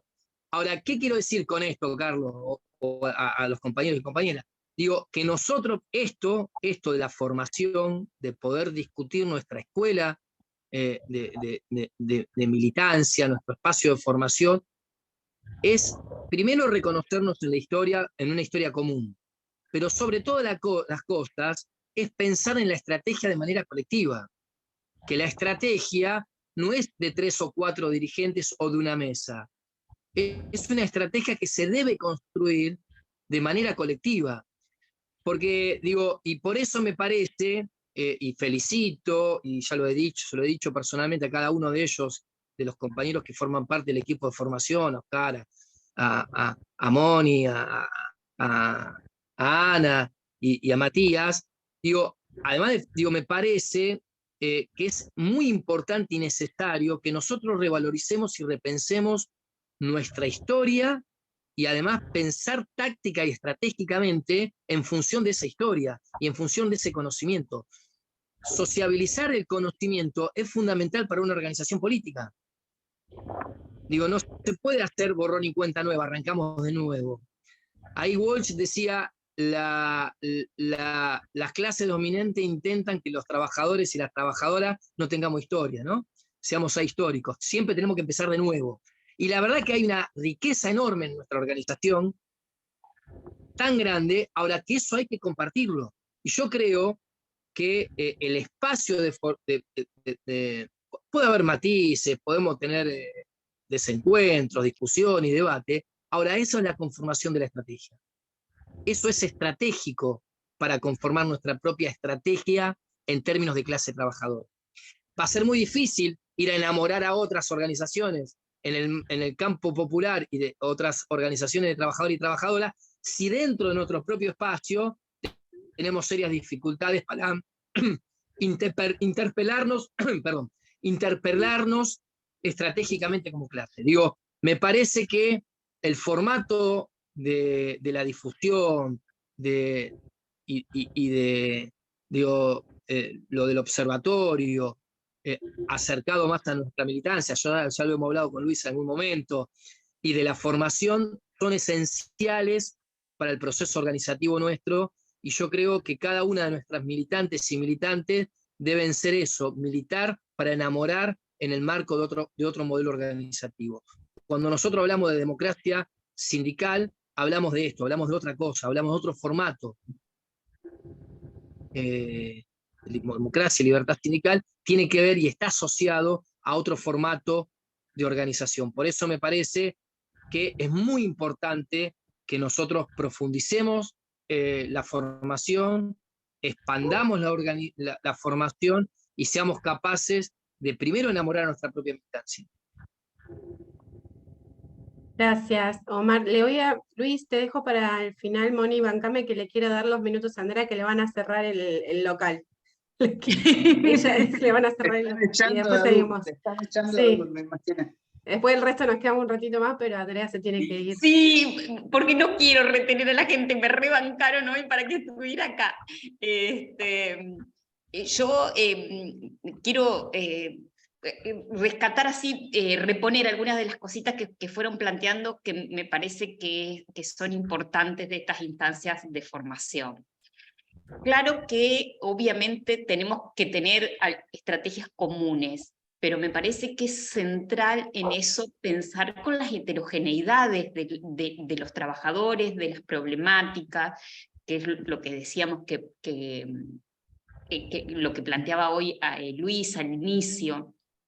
Como decía Oscar también, yo particularmente considero que el debate sobre la reducción de las horas de trabajo es un debate central. Pero miren, si nosotros pensamos eso, y en función de lo que decía Oscar y de lo que planteaba Luis, si lo pensamos en ¿a cuántos abarca esa discusión? ¿Sí? Abarca a menos de la mitad de la clase trabajadora. Con esto no estoy queriendo decir que no sea importante, yo creo que es una cuestión central, pero solo abarca a menos de la mitad de la clase trabajadora, con lo cual digo, pensar un poco estas heterogeneidades, estas transformaciones, nos hace pensar en nos da tarea, nos da una tarea enorme, que es pensar las regulaciones en torno a la fuerza de trabajo, cómo el Estado, cómo desde estas organizaciones se pueden pensar nuevas formas, debemos pensar nuevas formas de regulación sobre el trabajo. Eso por un lado, y porque por el otro lado, también esta gran heterogeneidad plantea verdaderos desafíos al movimiento obrero, no solo por la regulación. Les cuento súper rapidito algo que nosotros estamos encontrando en los trabajadores de plataformas de reparto. Hay trabajadores que no quieren que se los regularice. Se niegan a ser regularizados. Hay organizaciones de trabajadores de reparto que se formaron como organización para oponerse a aquellas otras agrupaciones que quieren que su trabajo sea regularizado.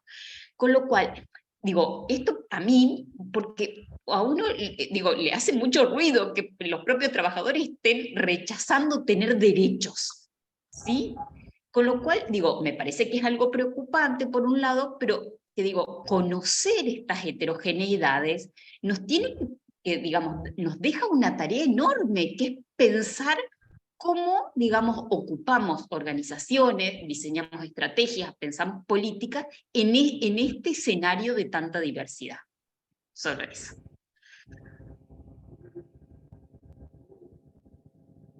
Gracias, Andrea. Muchas gracias. Gracias, Andrea. Silvia Vera. Luis. Besos. Y después Moni, besos a si la queda gente de algo. Adula ahí que no te eche.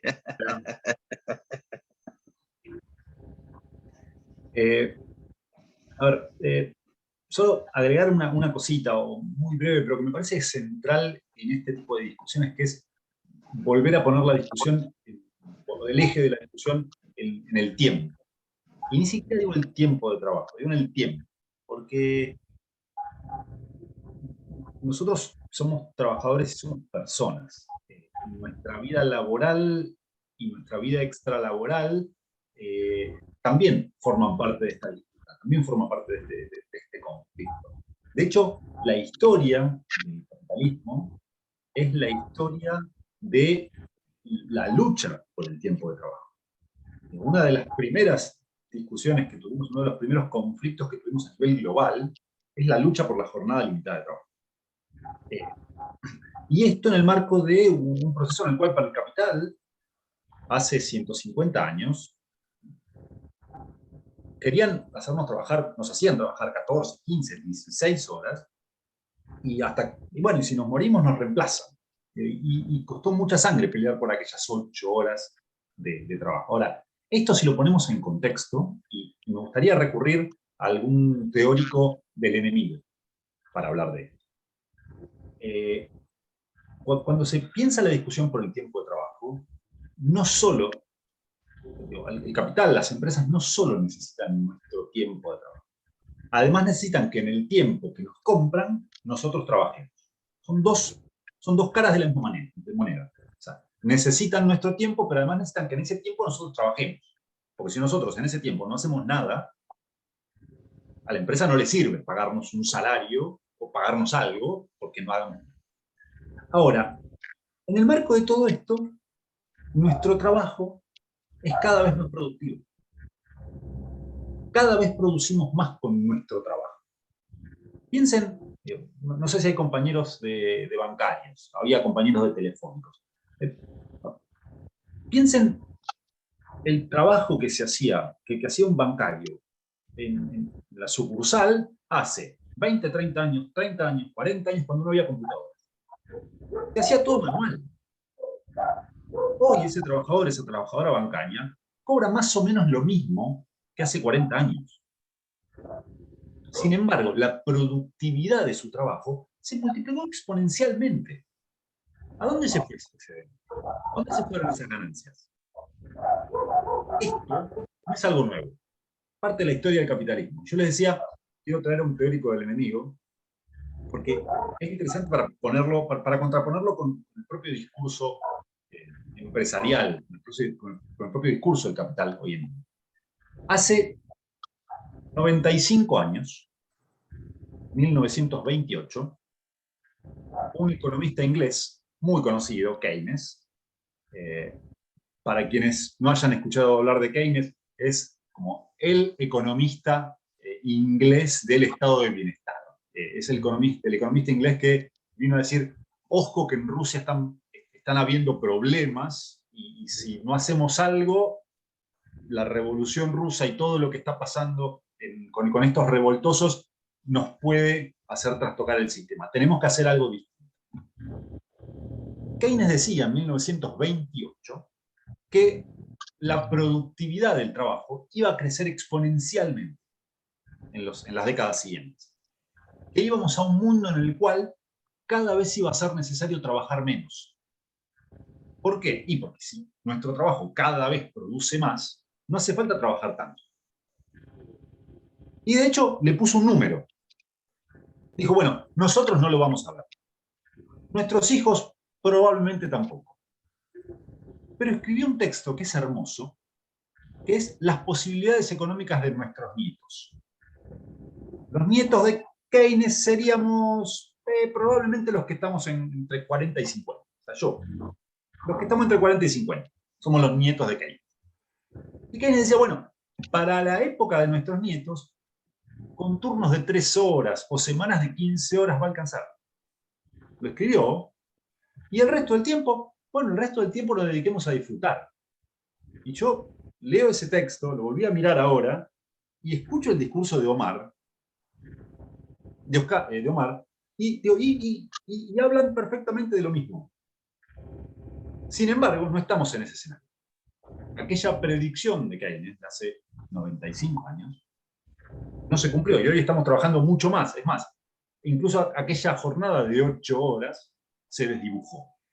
Como decía Andrea, ya no trabajamos 8 horas, ni sabemos cuánto trabajamos. Nos volvieron a pagar por destajo. Casi en formas precapitalistas, pero mucho más complejas, con un nivel de explotación muchísimo mayor.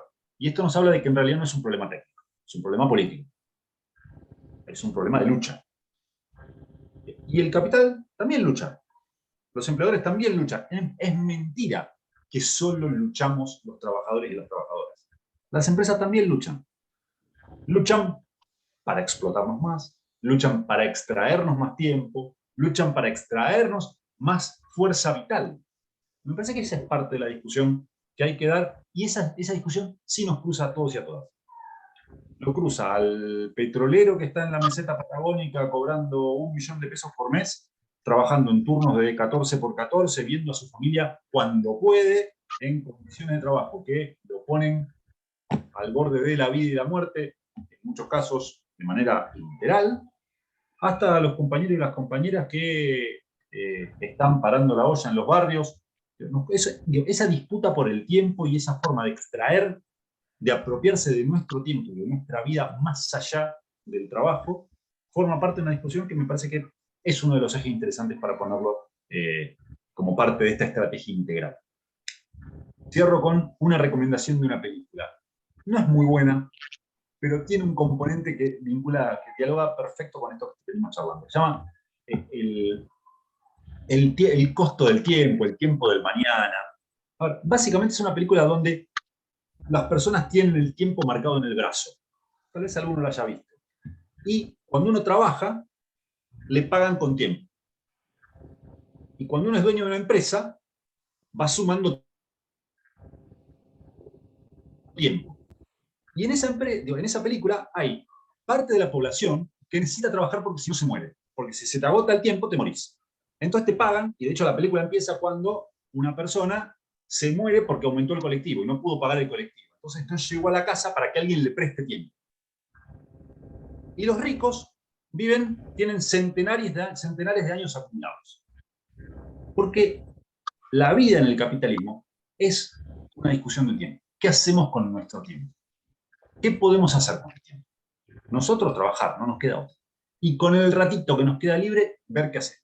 Por ejemplo, estar discutiendo una estrategia política, una estrategia para el conjunto de la clase.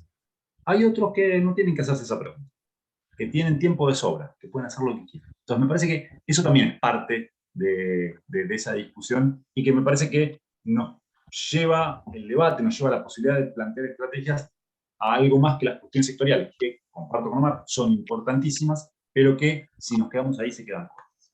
Gracias.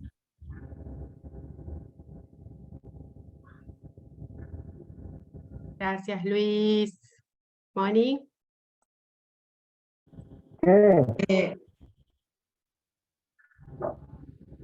Ya termino.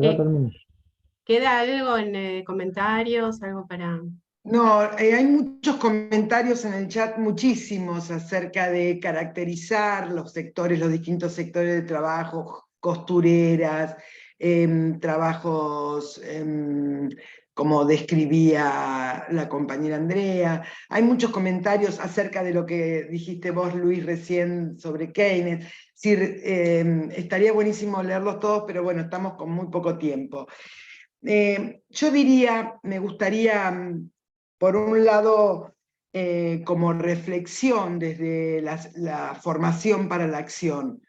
Esta central sindical definió hace mucho tiempo, en función de lo que describió Omar, de los cambios profundos, no solo en lo económico, en lo político, en lo social, y eso determinó estos 30 y pico de años, ¿no es cierto?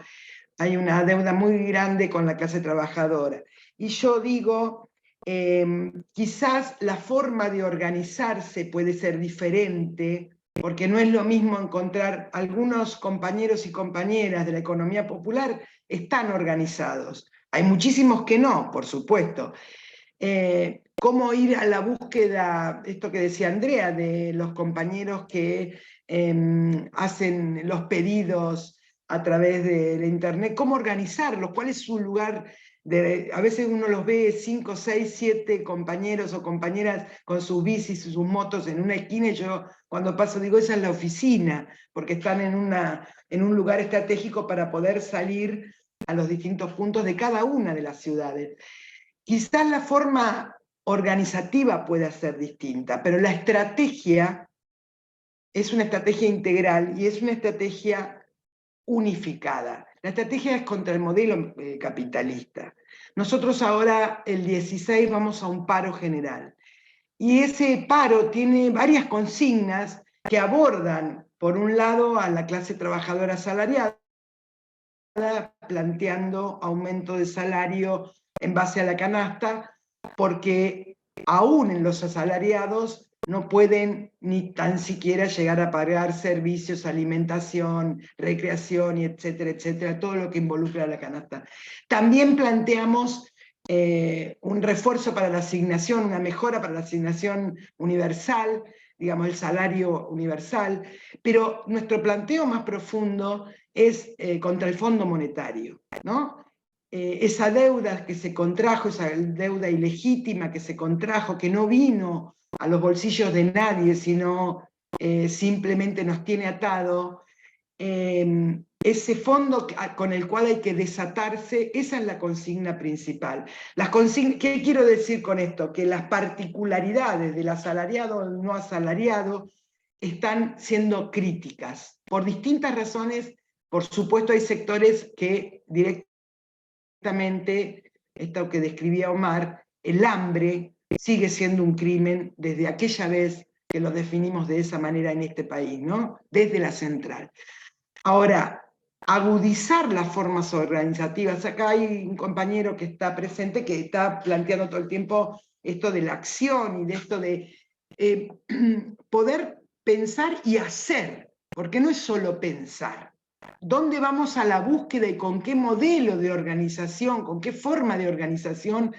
¿Cómo vamos a la búsqueda de generar opinión para contrarrestar la opinión de las nuevas generaciones que en general hay desconocimiento profundo de sus derechos como laburantes, sea el laburo que tengan, y cómo contrarrestamos a los grandes medios masivos de comunicación donde reafirman lo malo del sindicalismo, lo malo de juntarse.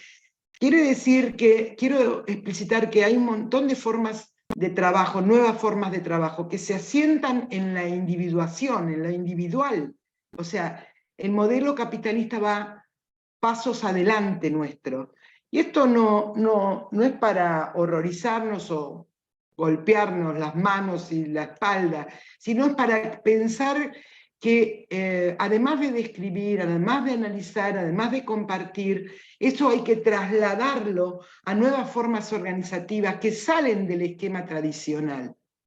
Y vuelvo a tomar algo que dijo Omar, si en otro momento era las fábricas están en los barrios, una consigna muy propia de nuestra central de trabajadores, allí donde había desocupados, desocupadas, compañeras y compañeros, trabajadores sin trabajo, hoy nosotros tenemos la obligación de profundizar las nuevas formas organizativas de un montón de formas de trabajo que no responden a lo tradicional y que es más engorroso aún el encuentro.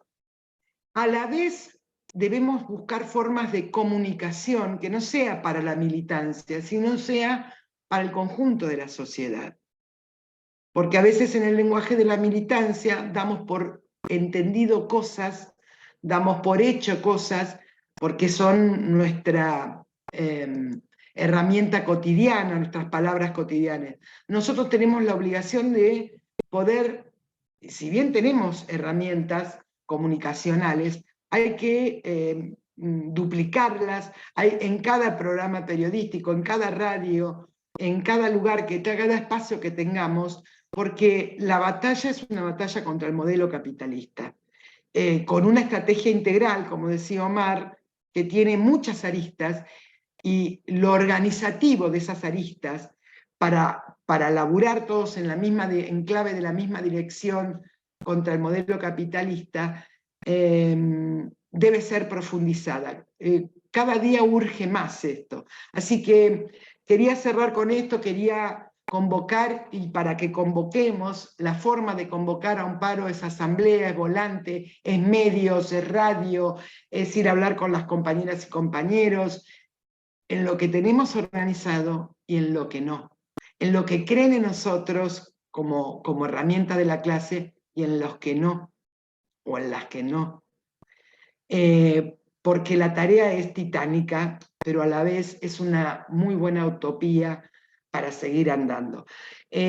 Lamento no haber podido leer todas las intervenciones, agradezco muchísimo y agradecemos desde el equipo esas intervenciones y reflexiones y aportes. Algunas van dirigidas a sus propios sectores de trabajo, de donde son los propios compañeros y compañeras que están participando. Así que simplemente quería reafirmar la convocatoria al paro, reafirmar que es contra el modelo capitalista, que pareciera una cosa terrible, pero que esa utopía no hay que perderla. Muchas gracias.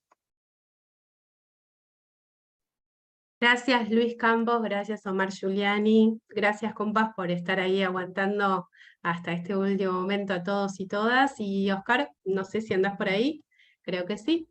Contigo el cierre. Acá estoy. Bueno, compas, eso, simplemente volver a agradecerles, a darles la bienvenida nuevamente, porque siempre es una invitación, y que el espacio este que estamos construyendo siga creciendo, y que colectivamente vayamos aprendiendo entre todas y entre todos cuáles son los temas, cuáles son las maneras en que la formación debe ser parte de nuestra actividad sindical. Les mando un abrazo. Felicitaciones, Gracias. compañeros. Oscar, Bueno. graba porque si no se pierde, por favor. Gracias. El espacio de formación. Gracias, Graciela.